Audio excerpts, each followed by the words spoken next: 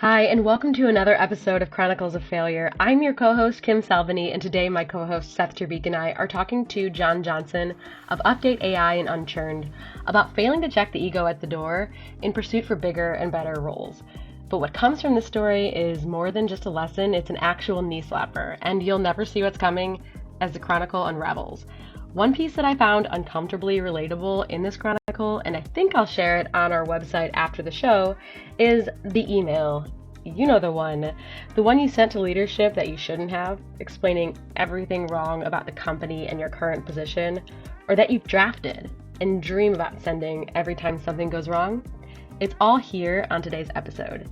And so today we dive into a story that is eerily similar to online dating gone wrong. A tale of, well, let's call it career catfishing.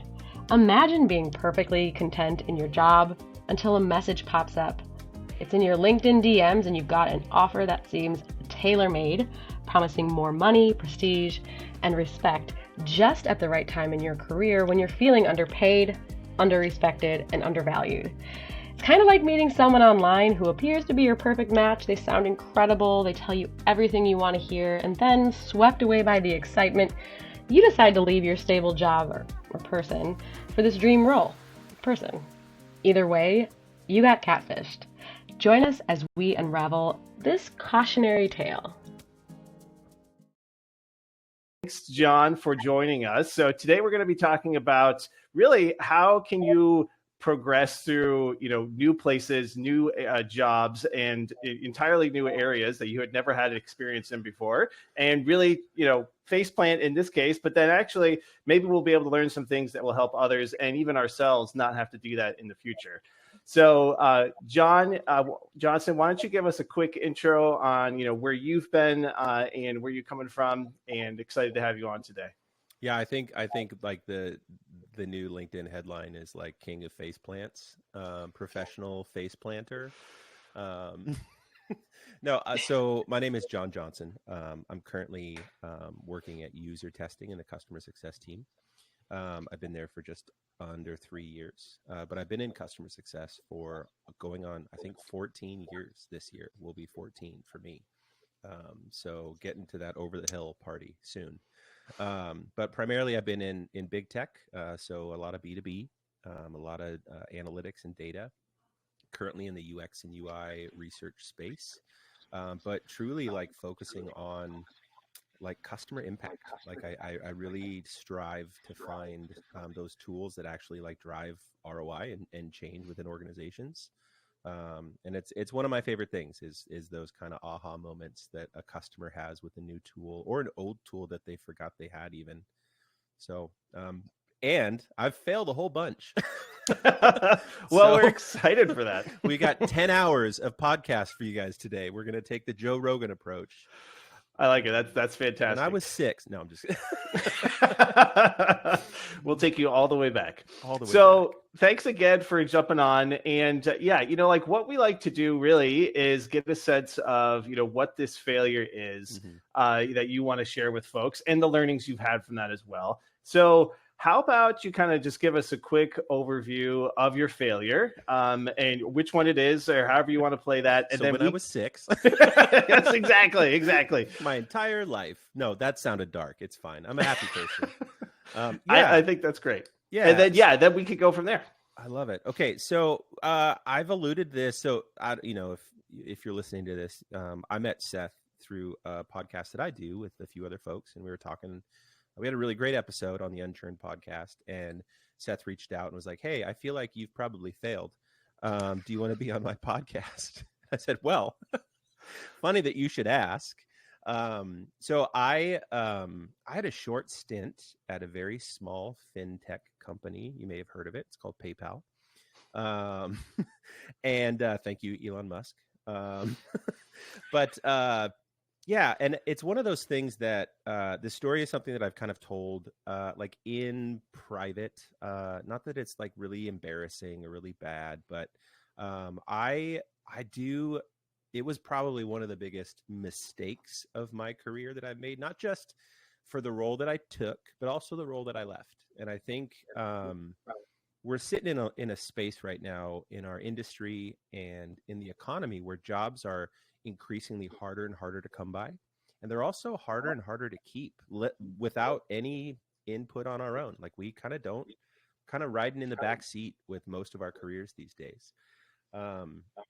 So I wanted to talk a little bit about like the 3 months that I spent at PayPal, working in a subsidiary called Happy Returns. I guess, the whole like the Reader's Digest version of it is like ask for help, ask questions. And, I think one of the things that I really wanted to kind of share is just like the decision-making process, right? How we kind of talk through these things, and then also how we reflect.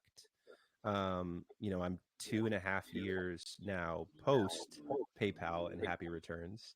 And I can look back on that with really, really like actually have some really good memories of the lessons that I learned, not necessarily like the time spent, but it's absolutely refining how I'm maybe kind of thinking through next steps within my current role at my company, and kind of how I speak up and how I kind of present things. Okay, that's awesome. So, when it comes to how you came to that failure, was it something that you kind of saw coming, or that you actually just sort of like all of a sudden you woke up one day and was like, oh crap, like I don't know how I got here and this is a really bad situation to be in? I actually knew on day one that I had made a huge mistake. And I mean like huge mistake. So coming out of the pandemic, if everybody wants to think back to the dark days of 2020, I had gotten laid off from a leadership role. I was working for a small startup in the Bay Area called Zanier. The whole team got cut. It was in construction, so everything stopped, right? I mean, you didn't build anything for that entire year. And it was, I loved the role. I spent a lot of time after that layoff on LinkedIn, and it's kind of what kind of led me into this moment, if you will. It was really important that I find jobs for my team that I had hired, that I had trained around the world. And I spent a lot of time connecting people, and I got a lot of like, it was kind of the first time that I kind of figured out LinkedIn and got a lot of traction, thousands of, followers, and everybody got jobs, and not necessarily just because of me, but I think there was this motion that kind of started in my circle of just like, oh, like this is a tool, like we can use this. It's not just like I'm scrolling people's shitty opinions on business. No offense to LinkedIn. But it's kind of toxic these days. It can be, absolutely. Yeah. And, I wound up connecting with a former leader of mine, and he gave me a shot at a startup after the pandemic. And it was a job, like I needed it. It was a couple levels below where I was at. Pay was a little bit lower than where I came from, but I had kids and I had a house in Southern California, and it's a lot of money. So I got this incredible job at a company called Splash out of New York. Spent about a year on the team. Really, really loved the space, loved the tool. The guy that I knew got promoted up to CEO, and there's some like really good movement. It wasn't quick movement.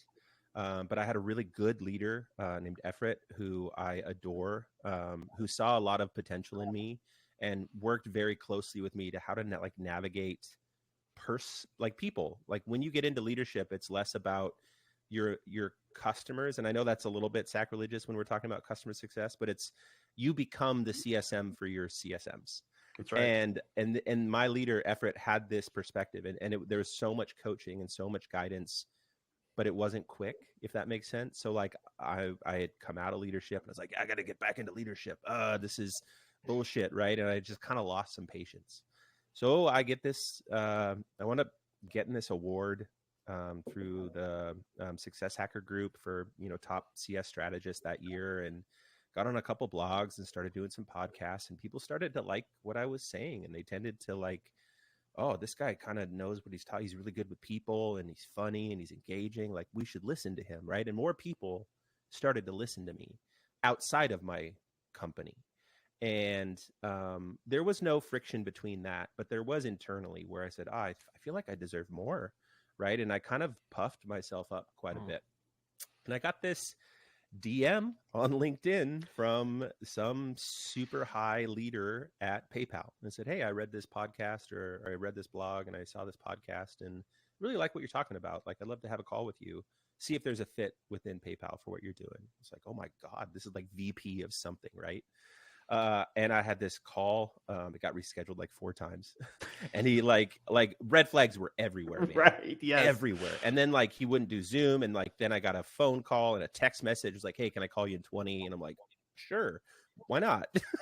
Yep. Right. And then 20 minutes into it, he's talking about comp and he's talking about schedules, and I'm like, "Oh, this guy really this guy knows me. Like, he spent a lot of time," and he did not. And I later found out that like his assistant was the one sending me messages on LinkedIn. Gosh. And like I got hired, and this like 19-year-old girl was like, "Oh no, that I sent you that message through his like LinkedIn." And I'm like, "Oh my God." Like, it was just red flag. Like I'm if I was dating, I would just be in the worst shape possible because I ignore every red flag. I mean, ever. you got career catfished. Like, I got really career did. catfish. Yeah, totally. Totally. Yes. That's the name of the episode, career catfish. Like, we landed on it. So, and like the comp was great. It was a huge pay bump from where I was at. And I'm like, I mean, we're talking like 50K more than what I was making. Wow. And I was making okay money at the time. Right. And it was just this huge. And I was like, this is a big job. This is a big opportunity. I'm ready. Right. And day one, I get in, I get my laptop, and it is not anything like what I expected. I mean, I gave notice at Splash, and it was a really, really hard conversation with the CEO and with Efred. And it's just like, I'm sorry, like, I am giving up. That's kind of like the way that it was presented. It was like, you're doing good work here, and I think there's a potential future here, but it's going to take work. And it's like, you know what? I don't want to do that work. I'm going to go take this over here. Right. And so that was failure number one, because I truly do regret leaving Splash. I think that was a big mistake for me, not just in my professional development, but in my like personal life. I really, really cared about those people, and I really cared about like the product and the customers that we worked with, and was doing some really cool stuff. So I step into PayPal. At 3 months, I want to be very clear, 3 months of employment. I have stripped it from every resume. It is not on my LinkedIn. Wow. It is one of those things that was just so painful. And so kind of get into like the heart of like what the failures were, does come out of kind of that prep that I gave you of just like, I had this award and I was getting some recognition, and I've always been someone that like my love language is, if you believe in any of those things, is like words of affirmation and like physical touch. And I've always made the joke where it's like, if you just hold me and tell me I'm pretty, like I will be happy for the rest of my life.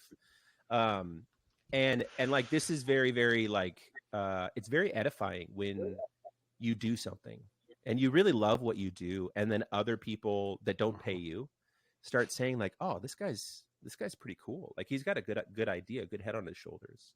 And I just kind of let that feed me a little bit. I've got a background in the creative arts, so I was a musician for a very long time.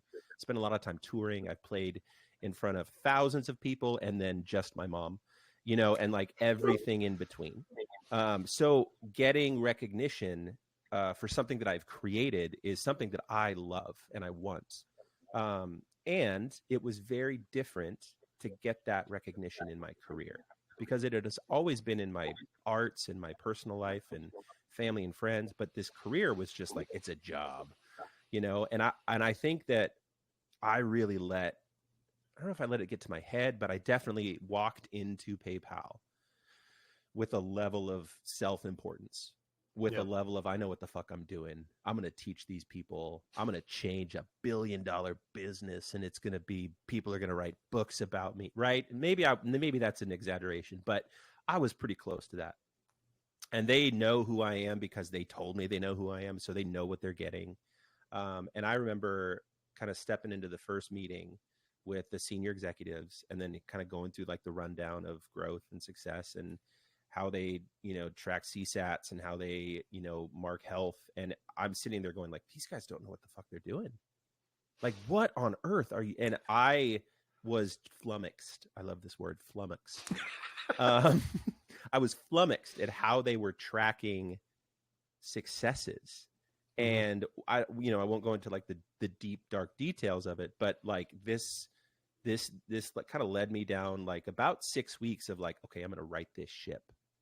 Right. And I am going to come up with a plan, and I'm going to do customer journey mapping, and I'm going to teach these people what NPS actually means. And I'm going to teach them how to survey, and I'm going to teach them all of these things. I remember going to my boss, I think she's VP or something. I forget what her title was, Alyssa. And she's great. But very much like, what can we do?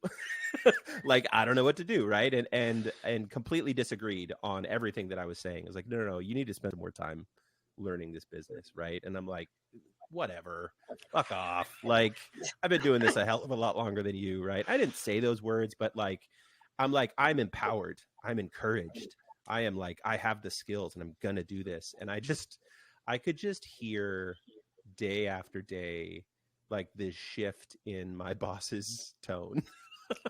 So they're like warning signs, right? Yeah. Of just like the heavy sighs and the delayed Slack responses and the fuck, what do we do? What are we doing here? Like I have no doubt that the entire team that thought of me, which was probably just my boss at PayPal, was thinking the same things that I was. What have we gotten ourselves into? This isn't what I thought it was going to be, right? I thought I was getting one thing, and now I'm having something else. So, I kind of continued down this path. I ignored the warning signs. Actually, one thing I remember very, very vividly, if you know anything about, so the sub brand of PayPal was Happy Returns, and they basically like created a product that allowed easy e-commerce folks to have easy returns, right? So it's really simple. You just drop your stuff off at Staples or whatever it is, and they handle everything. You get your money back. It's like Amazon for non-Amazon purchases. Really cool product. Yeah. I really love the idea behind it. So one day there was like, I don't remember what happened, but something happened in one of the warehouses outside of LA where, I don't know if it was a strike, or I don't know if, or whatever it was, but like there's nobody working in the warehouses at all. And we had this huge ass warehouse just out in, I think it was in like Camarillo, California or something like that. And I got a phone call from like my boss, and it was like, everybody's going to the warehouse because we got to pack boxes. And I remember having this like, what do you mean? What do you mean we got to pack boxes? And it's like, there's nobody in the warehouse. We got to go down there and we got to turn stuff. And so like all of us nerds, all of us knowledge workers, which is like the disrespectful way of saying like I sit at my computer and have back problems, are like in this warehouse, and we're moving throwing boxes. I worked in a warehouse for almost 10 hours that day. Wow. And that was it for me. I was like, this isn't rough and dirty. This isn't a startup. This is malfeasance. And there are some like shady things in there too, because it's like they were just like throwing stuff away. Like, I mean, just like if there was too much of something, they would just put it in the dumpster. And I'm going like, this doesn't feel like this is like a cohesive software driven company. So I went home in that day. I think I only worked in the warehouse for a day. But I know a couple other folks in the office were there for a couple of days before they figured out staffing or whatever. And I remember talking to my wife at the time and just saying like, I don't think that I have a job. I truly don't. I'm not talking to customers in the way that I normally do. I'm not running reports in the way. I'm not talking about renewals. I'm not talking about growth. I'm just like a trash bin of tasks. And they're paying me a shit ton of money to do this, and they don't want my opinion. What's wrong? What am I doing wrong? So I wrote this email. I actually have the email. I did a podcast with this guy. His name's Prash. It's called It Depends. I don't know if you've seen that one. It's a pretty good one, but I actually like found the email for him, and I like sent it to him, and it's like 3 pages. And I sent it to the entire leadership team. And I was like, this is what you're doing wrong. This is you're doing it A, and this is the way it was designed, and you're telling me to do Y, and now we have to do X. And it's like, it was detailed. Wow. And I remember 4 days went by, no response. This is not an email that you don't respond to. Everybody read it. 5 days goes by, no response. Like the next Monday, I get an email from my boss. It's like, thanks, John. We'll talk about this on our next one-on-one. Like, cut you right off. And I sweated over it wasn't mean. It wasn't cruel. It was truly like I was acting as if I was like the VP, and there was directive that needed to be changed, and we needed to set tone, and somebody needed to speak up because, oh my God, this is off the rails. And I remember that one-on-one was it for me. I said, okay, well, I need to not work here anymore. And wow. I started looking for work at that point, because it was very much just like, good points. In the future, if you could just send those directly to me, that'd be great. We don't need to include David and the rest of leadership on this. And that was it. And that was the end of the one-on-one. Like there's nothing else. And it was like, have a good rest of the day. And I'm like, oh my God, I just got bitch slapped. Like I literally just got like all of this work and all of this effort and I want to be very clear, that I assumed I needed to be doing. And this is a huge thing, is that I was in the wrong. Absolutely, unquestionably, without measure, I was absolutely in the wrong here. And I misread so many signs, and I misread so many situations, and I made my boss and my boss's job much harder because I had this, I think this kind of asshole, soft asshole. I don't know how to say, like, I was a dick, but not like mean. Like I just really, really believed in myself a little bit too much. And I think, I wound up finding the job that I'm at now at user testing. And I remember like maybe scheduling 2 extra interviews just to make sure. You're like, I'm not doing that again. No. But I remember because it did feel like it was too good to be true. I met with Andrew Pullman, who hired me, the first call. And I was just like, this is incredible. I'm like, oh wait, I'm getting tricked again. Somebody's batting their eyelashes at me, and I'm just falling for it, and I'm just like in, but it did turn out. And I did talk about, I think that was one of the things that I tried really hard to be like, I'm coming out of this, and let me tell you where I'm coming out of, what I thought I was getting, because it sounds like you're telling me the same things, that these things that I was promised before actually do feel like they are here. And that thankfully has been very, very true. But to kind of get into that like lesson, like what I've learned, I take it all the way back to Splash. And kind of the process that I went to leaving Splash, the process that I went into getting hired at PayPal, and then that just cascading waterfall of shit for that 3 months into coming to user testing. That was a great visual for everybody listening. Cascading waterfall of shit. Very descriptive language. I've got good words, guys. Flummoxed. Remember we used flummoxed earlier? Absolutely. Now I'm interested. I want to see that email now because I feel I'll send it to you. I'll send it to you guys. I'll send it to you. It's great. You'll be like, this guy is, what the fuck is he talking about? It comes down to patience. And this is something that I've spent a lot of time with my therapist recently, like digging through, because I am a naturally anxious person. I've talked about this very openly. Like I struggle with panic attacks and all kinds of like really bad like anxiety, but I also have ADHD, so I get distracted really easily, which builds. It's just, oh yeah, it's like, all right. And I think I want to rush to the end. My natural thing is to be done and to be successful. And over the last few years, I have learned that I have missed out on the moments that lead to success by focusing on what my success should be. And this whole, I would say like the last 3 years of my career has been kind of a realization of there's a lot of doors that we can walk through. You can walk through any door you want. Some of them are going to be good. Some of them are going to be bad. Some of them are going to be whatever. You won't know. But like the more that we spend on what we don't have, the less time we have focused on what we do. And the last 2.5 years at user testing it's been hard, but good hard. I've learned so much and have put into practice a lot of this kind of patience mentality of not wait for something to happen. I still believe in kicking down doors. I still believe in pushing the boundaries. I still write big ass fucking emails to my leaders. I just know what I need to say and know when I need to say it. Sometimes, not all the time. I'm still learning.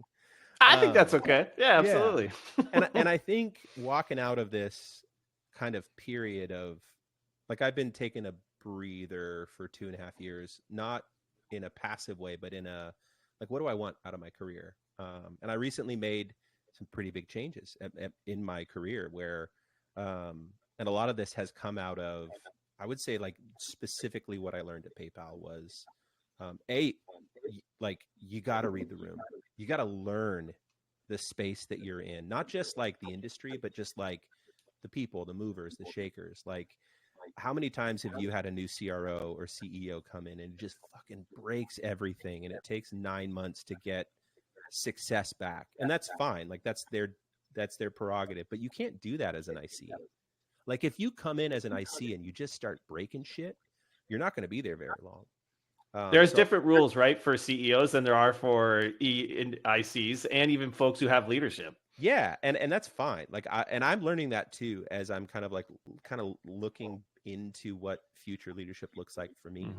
Mm-hmm. I had been working on one of our key accounts, so I managed Amazon at user testing for about 2 years. Our biggest, by far biggest account, had a huge team that we supported it, and it's been a huge success. Not just like, yeah, we can look at NRR and GRR, but for what I've done and what the team has done, what we've done together, the outcome of where that relationship was between Amazon and user testing 2 years ago versus now is massively measurable.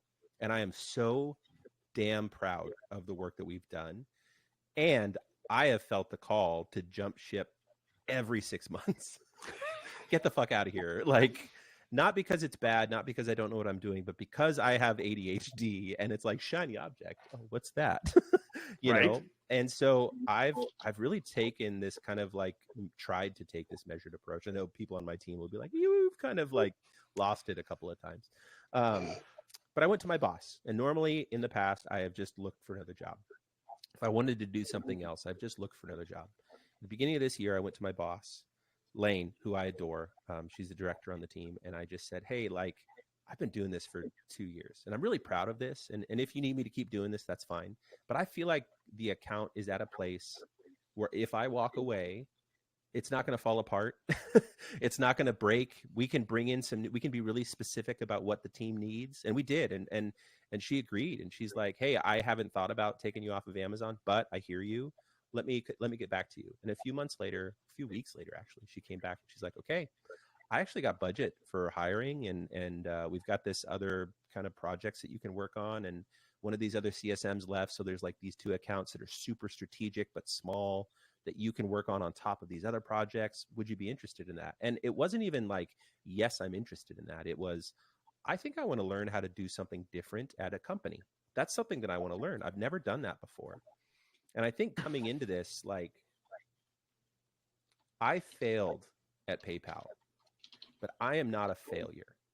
Yes. And I think a lot of times when it's our decision or it's a company decision, we spend so much time internalizing about what I could have done differently. And yeah, there's a shit ton of things that I could have done differently at PayPal, but I can't do that now. The only thing that I can do is say, how am I going to make different decisions today? And that's what I'm trying to do right now, is like, yeah, well, job market's really hard. So there isn't really anything that's like sexy out there that's like grabbing my attention. But also, like, I really love my team. I really love this company. The product is really interesting. We're going through some really interesting times that aren't always good. Like, we just got moved under our CRO again. And, you know, there's new leadership coming in and some new salespeople. And it's just like, it's a little bit, you know, it's a little sticky, but it's not bad. It's just like, this is growth. And, if we tie that back to kind of where we started this journey, right? I mean, you were in a similar spot when you jumped ship before, right? So you had a great team, cool stuff you were working on, but this time you decided to stick it out. Yeah, and it's not without its challenges. Actually, just Absolutely. part of the reasons here that the biggest reason for this was because when I was working on Amazon, there was no time for me to focus on any leadership development. I was so busy and I was traveling all the time. And so part of it was like I got added into our like leadership cohorts, and I'm getting some additional certifications, and my company is investing in me in a way because I've made these decisions that is very validating. I was given, actually this happened this week on Tuesday. I ran my first workshop Nice. with our CS team and our sales leadership on kind of driving impact. And it's an ongoing progress, but I got done with it and I met with my leaders and they're like, how did you feel? And I was like, I'll give myself like a C+. Like there was a lot of things. I fumbled a little bit of it. Right. But I work with such great leadership, and this is such an edifying moment where they're like, great, like no notes from us. Like you're right. Like these are all things that we can work on. This isn't a one-time thing. We're going to continue to kind of develop this. And this is like this thing where I'm like, wait, I don't have to be perfect on day one. And this is like the big lesson for me is that at PayPal, I thought that I had to come in with everything designed and prepared. How the fuck could that ever be real? How, like, without knowing what you're doing? And I'm now 2.5 years at user testing, and I'm just now feeling like I got it enough to say, oh, I actually can make some suggestions and it's informed. That's great. So today, not everything is taken, obviously. Like there's so many people with great ideas. But I'm spending a lot more time being the last person to talk than I am being the first person to talk, because I've also found that oftentimes I'm the loudest voice in the room. And because of these accolades and because of the way that I'm public in the space, and I work with like 40 CSMs at my company, and they're all in this space too. And they all have brilliant ideas and they have brilliant strategies, but not every single one of them is like, hey, I'm the voice and I'm going to talk about everything all the time. And I've got great ideas. Most of them are like, oh, I don't really want to talk. And if I speak first, most of the people are like, oh, that's a great idea. Let's do that. And it overrides like 99% of the other great ideas in the room. And I think that's the other thing that I'm learning is that, yeah, I've got great ideas, but it's not the only idea. Right. And I think we get better when we start looking at, and if you're like me, who kind of is the center of attention a lot of times, and because I want to be funny and I want people to like me, and I'm really uncomfortable with silence. Listening is a tough skill to learn. It is to just like, okay, like how do I start advocating for others to speak? Because if I'm stepping into these senior leadership roles, my job is not going to have to be the person that has the answers. My job is to empower the people to find the answers and share their experiences so that we can all grow together. Because if I am the only person giving directive, that's a single point of failure. And my team is going to fail, and my enablement is going to fail, and the GRR is going to drop, and all these things. And I'm going to stress the fuck out because it's all on me. And yes. I'm learning this. That's great. So, I mean, it sounds like you're doing a lot of, organic growth in your career, right? I mean, you're doing these things where you're leading people, like you're giving some advice, some coaching, some oversight, but you're also like trying to develop people at the same time, right? So like this whole let's let people talk, that could be scary because you don't know what they're going to say. And there's all this like, yes, people don't just like jump in necessarily right away. There's some really awkward silences sometimes. Yeah. Well, and we're all on Zoom. So we're all just like staring at ourselves in a little Zoom box, making sure Yes. like that the shadows aren't hitting us wrong. And it's like, focus, guys. But we have to sit with the silence. And Yes. I think for me too, and this, I mean, there's also like a really deep, like personal, there's like the personal failures too, like marriages and parenthood and like all of these things that just fall apart sometimes, right? And like, They do. I think that there is such a correlation between mental health and mental growth, obviously. And I think a lot of times we compartmentalize and segment, and we say, well, this is my work life and this is my home life. And I think that when we have friction in both of those things differently, they obviously influence. If I'm having a hard time with my partner or my co-parent or whatever it is, like I'm going to have a hard time at work. Mm-hmm. And I know like we get home from work and then we got to like just decompress or whatever. But I think that there's a lot of things that I internalize that I'm processing through failure and through growth that is actually influencing the way that I'm going through, like, probably the most difficult part of a partnership that I've ever been in personally. But it's also working the other way around. When there's friction and there's challenges and there's like unmet needs and all of these things, and we can go down a whole rabbit hole there, it's absolutely influencing the way that I show up at work. And I think that sometimes you need to separate those things. Obviously, like, I don't want to like paint too broad of a picture. Like, there's a ton of trauma and there's a ton of stuff that we just really have to like compartmentalize. And I hope that if you're listening and you have those spaces, you have an avenue or a supportive structure to kind of work through those things. But I also think, within reason, if you can find the space to let those failures and growths influence each other, then you're going to have a much more peaceful existence. It may not get you to that leadership role that you want or that promotion, but like my goal today is like peace, as hippie as that sounds. And I'll go do some mushrooms this weekend to really dig into that. But like, it really is. Can we record this on Saturday? Actually, I was talking with a couple of there's like this group of podcast hosts, and we're like, I think we should all do mushrooms and then record an episode together.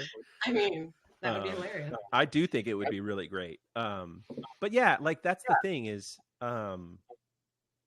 through all of this failure, like if you cannot find peace or harmony or validation or any of those things, then you haven't grown. You haven't learned from it. You haven't even moved on from it, right? Yep. What's like my therapist is like, before you can really start a new relationship, and I think this is the same thing with work, and I'm learning too, you have to make sure that you have fully left the previous, and that you have unconnected, and that you have grieved, and you have moved on. And I know that there's so many different moving variables there, but like it took me like a year to like break up with PayPal, to not be angry with PayPal because they fucked me over or whatever. Yeah, congrats. I mean, I think a year is a really quick time, so I think that's pretty dang good. Yeah, and I'm just, you just kind of have to like really like. I love this conversation because what was that, Kim?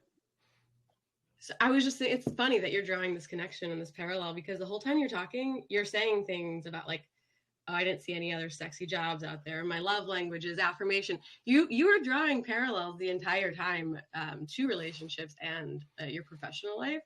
And I just think, like walking this back, like we're joking, but you did get career catfished.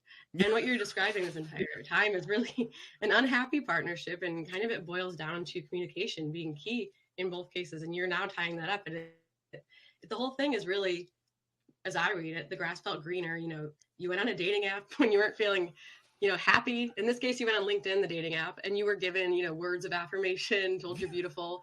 And then you finally left your partner and you were like, oh gosh, what did I do? I just lost a really good thing in Splash. Right. And so, but then you realize this wasn't exactly who I was talking to, or it's not, they aren't being the way they told me they'd be. It wasn't worth the move. Right. And then you mentioned you had ignored the red flags the whole time too. So it's funny because these are all real life situations, but you got there, you were starting to get told to do chores and like physical labor. You were a forced labor kind of. I will never get and these are things you day. just didn't have to do in your partnership before. Yeah. Well, like that day funny. In the warehouse, like I think about that day so often. And it's funny because like, just to make everybody listening, if you're interested, I will always do the dishes. I will always make the bed. I'm perfectly fine cleaning the bathroom. I take the kids to school in the morning and I make their lunch. As long as you're told you're beautiful as well. While you're yeah. And hugged. Just hold me. But, Kimberly, like, thank you. But also like my personal relationships have been going through kind of the same maturation process. And I think, I've been married for 13 years and we're like in this really difficult period right now where we're actually saying the same things to each other, where we're saying like, I don't know if you've been married for a long time or not, or never, whatever, but like if you've been in a long-term relationship, you realize that like every like 3 or 4 years, it's a completely different person. Right. And it's just like, and then, I've got a kid, my eldest just graduated high school and it's summertime and we're going through these like natural cycles of growth. And I think the thing that has been probably the best thing for me is the fact that there is that harmony of not just experiences, but also learning. What I'm learning at work is also what I'm learning at home. And what is hurting me at home, also hurt me at work, right? And these things of just kind of like, there are these wavelengths that are similar. And I think the more that we can acknowledge those things, the less it feels like everything is falling apart, and more it feels like, no, this is all the same thing, and it's the same crack. And I've got to either address that crack, and I've got to fix it in the way that I need to, or I need to find another place where there isn't a crack. Like, and these are all like, it kind of takes the pressure off when you don't feel like these 5 things are all falling apart. And it's like, no, this is the same. It's just the same crack in all of these areas. It's just one. So, yeah. Do you feel like, I mean, and this kind of goes back to the failure, but do you feel like there's ever a time to send that email? I mean, and I'm thinking about this in both ways, right? Like, I'm thinking like, I'm sure I've got some drafts ready to go right now that I'm like, just wait for the one day that I'm, sometimes you're like, I'm just going to lay it all out there. Like, probably most of the time better not to, at least do it.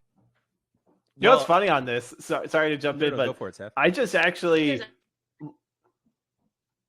tactfully, but do you feel like sorry, I think for me you cut out a little, Seth. I missed you. Yeah, it's all good. It's all good. What'd you say? I was actually looking through my OneNote, and it was a 2-year-old OneNote where I typed up an email to my boss, and it was not good. And I was like, I'm so glad that I did not send that email, because that would have been a horrible experience. So, yeah, I think most of the time it's better not to send them than it is. No, but you should write it. Yes. You should absolutely. And so, like, this is something that, like I actually learned this from my, like, relationship therapist in my marriage is, man, write that letter to your spouse. Be fucking honest. And then decide if you want to give it to them. Right. Because sometimes we actually learn something about ourselves when we just word vomit. And there is a protection. And this is what I will say, is that I didn't have the strength of relationship in my leadership at PayPal to be able to send that to Alyssa and have her read it with open ears. It was a transactional relationship. I didn't build trust with her. I didn't give her the space to trust me. I have that now. I could send that email to Lane and she would be like, okay, 90% of this is bullshit, but here's this one thing that I think that we can focus on. And then, like, all that other stuff, you're still processing. So, like, you're fine. Right.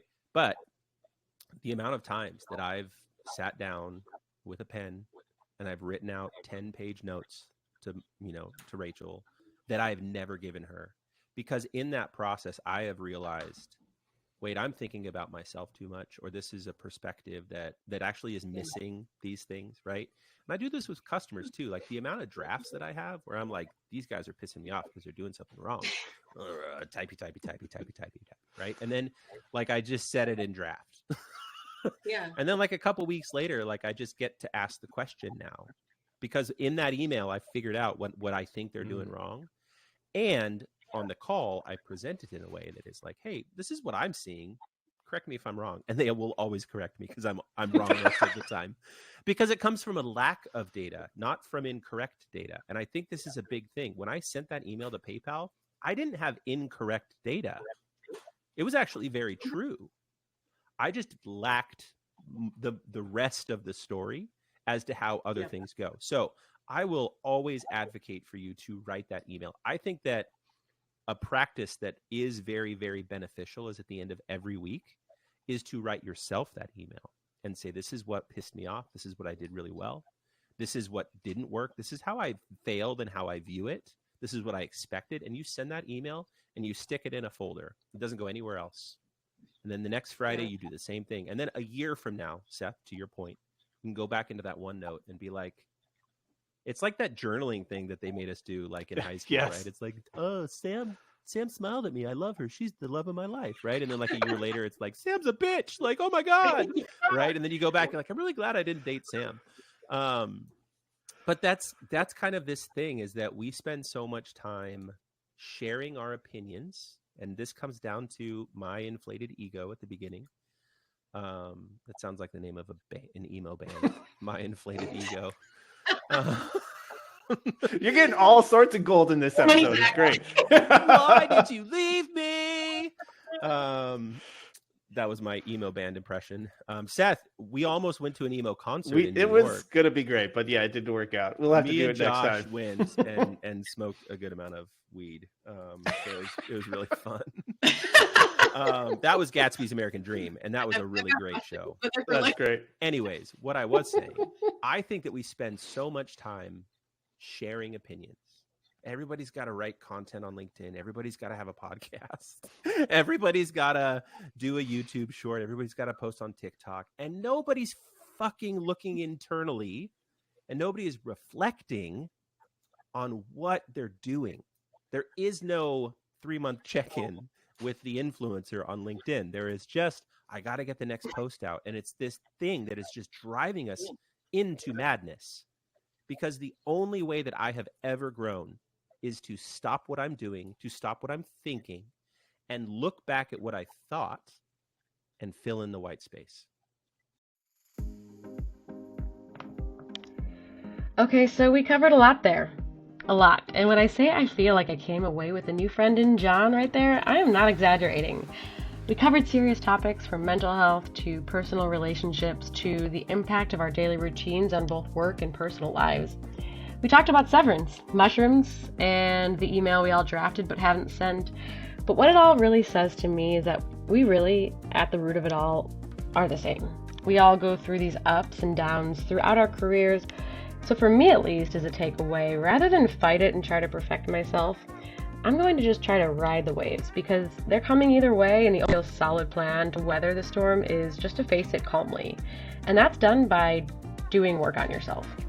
So I really want to thank John Johnson, our guest, for the conversation, and I would implore you all to go check out his podcast, Unchurned, which we'll link in the comments, and follow him on LinkedIn for more hilariously relevant content.